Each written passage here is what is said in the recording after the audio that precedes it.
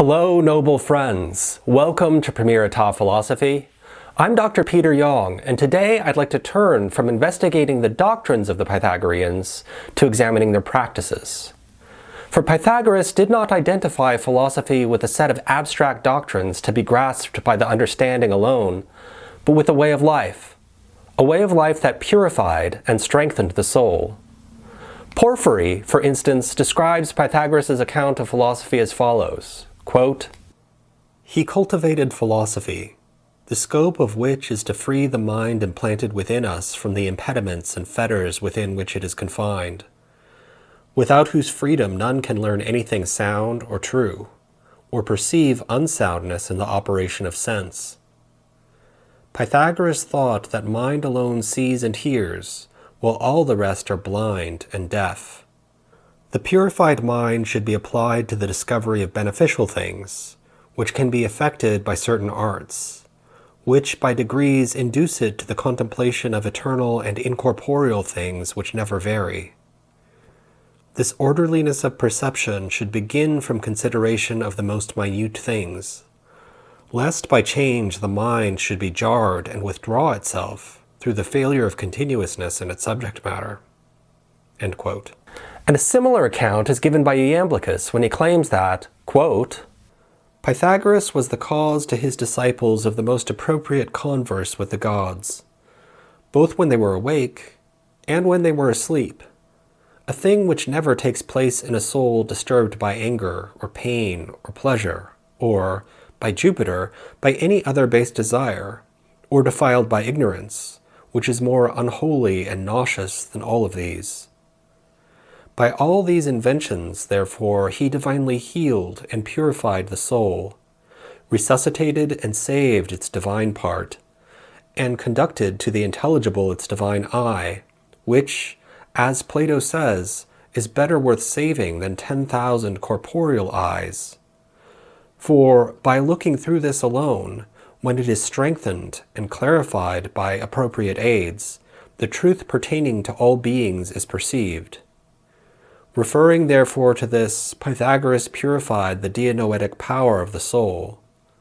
Such also was the form with him of erudition, and these were the things to which he directed his view." End quote. Such a view can sound quaint today, in an age that both reduces mind to body and dissolves that very body in a virtual world. What does Pythagoras mean when he says that the mind alone sees and hears, while all the rest are blind and deaf? Isn't the mind seeing or hearing something synonymous with a switch being flipped in the brain to activate a particular neural circuit?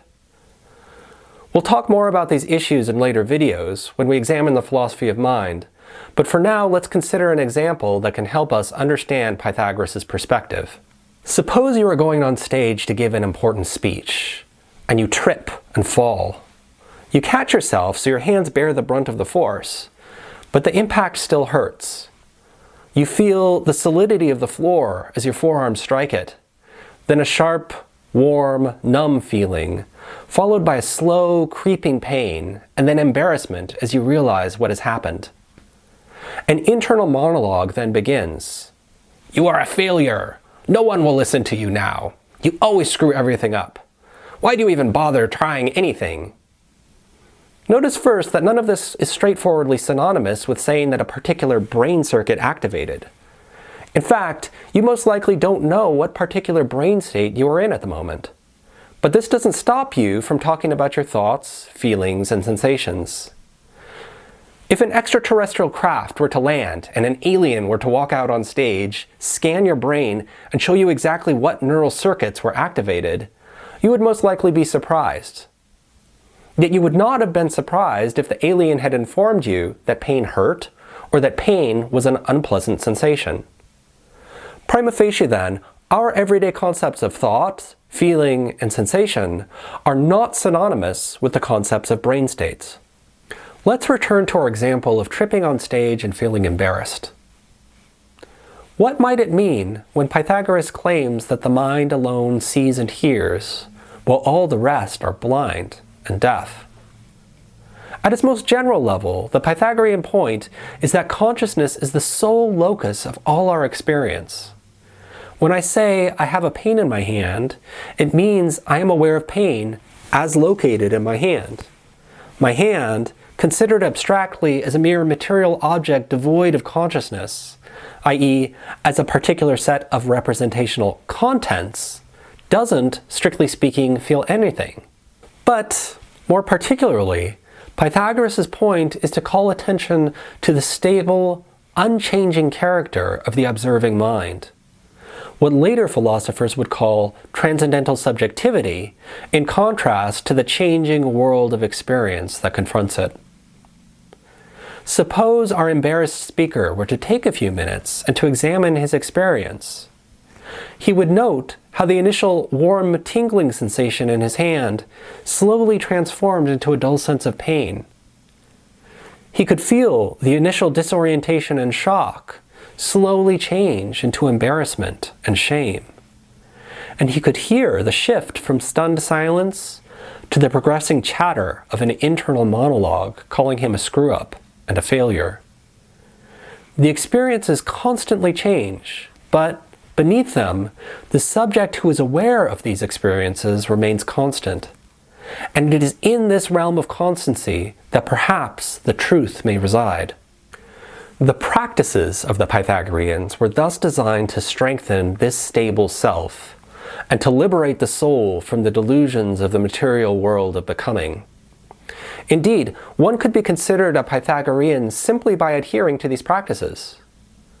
Diogenes Laertius even claims that Pythagoras considered as friends any who adopted these precepts, observing, quote, Pythagoras was famous for his power of attracting friendships, and among other things, if he ever heard that anyone had adopted his symbolic precepts, he at once made him a companion and a friend. End quote. Pythagoreans thus fell into two classes: the acousmatikoi, or the hearers, who followed the Pythagorean way of life without understanding the reasons upon which it was grounded, and the mathematikoi, the students, who understood those underlying reasons. Many of these practices were handed down as symbols and maxims. These may have been grounded in existing rituals popular in Pythagoras' time, and into which he infused a new philosophical meaning. Or they may have been invented by him to illustrate his teaching. These symbols and maxims can seem rather cryptic. Do not go beyond the balance. Tear not to pieces the crown.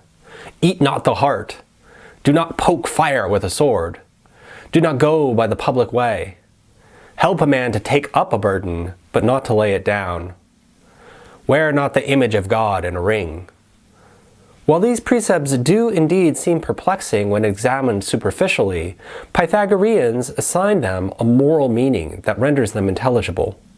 For example, do not go beyond the balance is an injunction to be just, to be fair in one's dealings with others, and to cultivate balance in one's own soul. Tear not to pieces the crown means that we should not be killjoys for ourselves or others. We should celebrate successes, rather than criticizing or minimizing them. Eat not the heart means that we should not give ourselves over to excessive grief.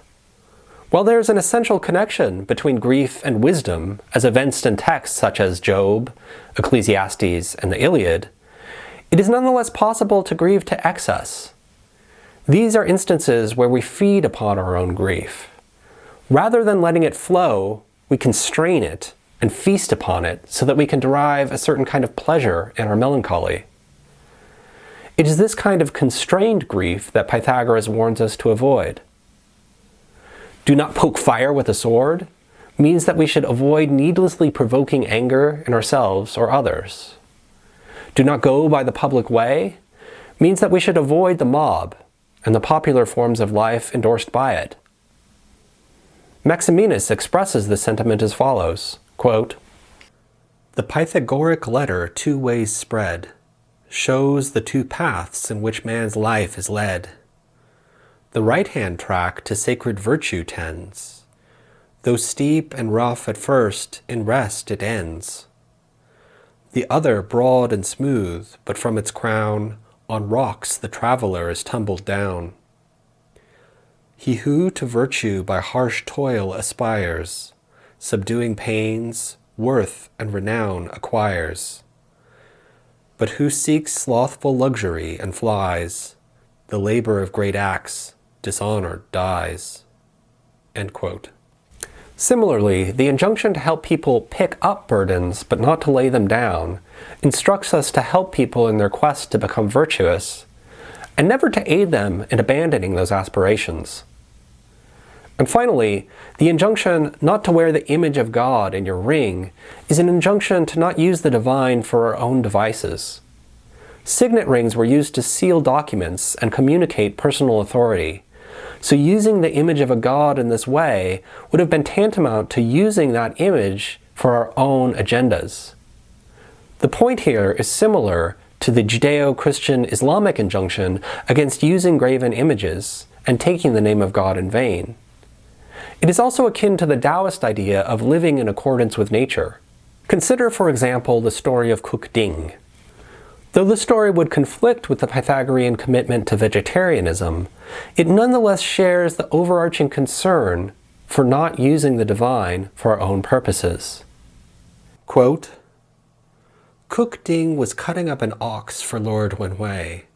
At every touch of his hand, every heave of his shoulder, every move of his feet, and every thrust of his knee, zip, zoop, he slithered the knife along with a zing, and all was in perfect rhythm, as though he were performing the dance at the mulberry grove or keeping time to the jingshao music." "Ah, this is marvelous," said Lord Wenwei. "Imagine skill reaching such heights." Cook Ding laid down his knife and replied, "What I care about is the way, which goes beyond skill. When I first began cutting up oxen, all I could see was the ox itself. After 3 years, I no longer saw the whole ox. And now? Now I go at it by spirit and don't look with my eyes. Perception and understanding have come to a stop, and spirit moves where it wants. I go along with the natural makeup, strike in the big hollows, guide the knife through the big openings, and follow things as they are. So I never touch the smallest ligament or tendon, much less a main joint. A good cook changes his knife once a year because he cuts. A mediocre cook changes his knife once a month because he hacks. I've had this knife of mine for 19 years and I've cut up thousands of oxen with it, and yet the blade is as good as though it had just come from the grindstone. There are spaces between the joints, and the blade of the knife has really no thickness. If you insert what has no thickness into such spaces, then there's plenty of room, more than enough for the blade to play about in. That's why after 19 years the blade of my knife is still as good as when it first came from the grindstone. However, whenever I come to a complicated place, I size up the difficulties, tell myself to watch out and be careful, keep my eyes on what I'm doing, work very slowly, and move the knife with the greatest subtlety, until flop, the whole thing comes apart like a clod of earth crumbling to the ground. I stand there holding the knife and look all around me, completely satisfied and reluctant to move on. Then I wipe off the knife and put it away. "Excellent," said Lord Wenwei. "I have heard the words of Cook Ding and learned how to care for life." End quote. We can thus see that these terse symbols and reflections encode a powerful form of life. Indeed, I would even suggest that they prove to be more fruitful than the rules for life offered by the contemporary self-help industry. I'll conclude by describing another Pythagorean practice that you might want to experiment with for yourself. This exercise is contained in the Golden Verses and is described as follows, quote, "Never let slumber approach your wearied eyelids, ere thrice you review what this day you did. Wherein have I slipped? What did I? What duties neglected? All from the first to the last review. And if you have erred, grieve in your spirit, rejoicing for all that was good. With zeal and industry, this, then, repeat, and learn to repeat it with joy. Thus wilt thou tread on paths of heavenly virtue." End quote. Pythagoras thus invites us to run through the events of the day before sleep and reflect on them. Note how this focuses the attention, expands the memory, and exercises our narrative powers. Rather than simply forgetting everything that happened during the day, we pull it together and transform it into a coherent narrative. We also engage in rational evaluation. We examine our behavior and see where we have acted with integrity and where we have failed to do so. And we respond appropriately to both. Where we have done well, we take the time to celebrate our achievements. And where we have failed, we reprove ourselves appropriately and formulate ways of acting differently in the future. Notice the balanced nature of such an approach.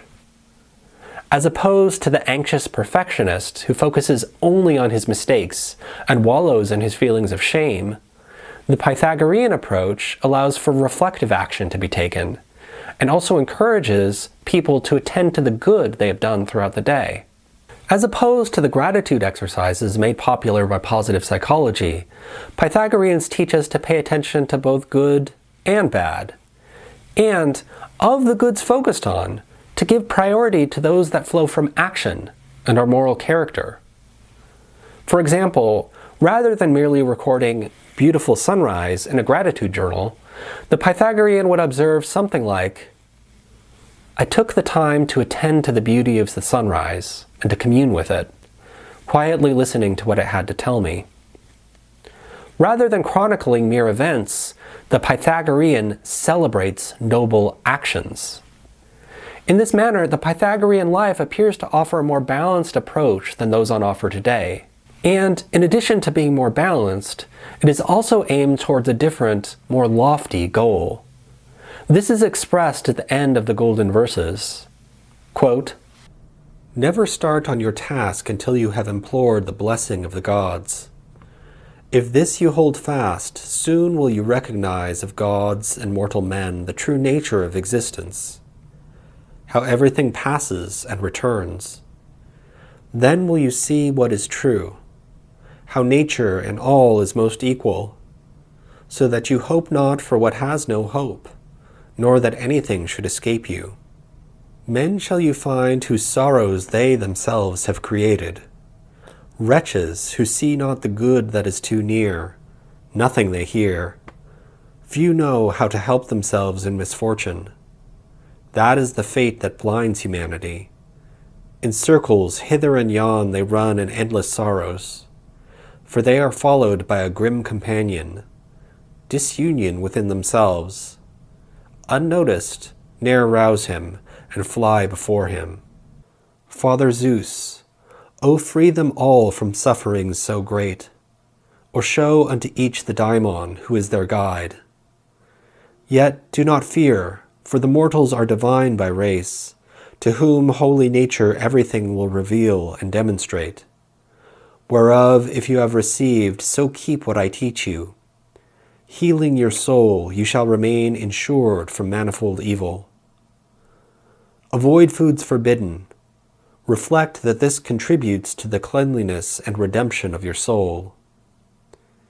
Consider all things well. Let reason, the gift divine, be thy highest guide.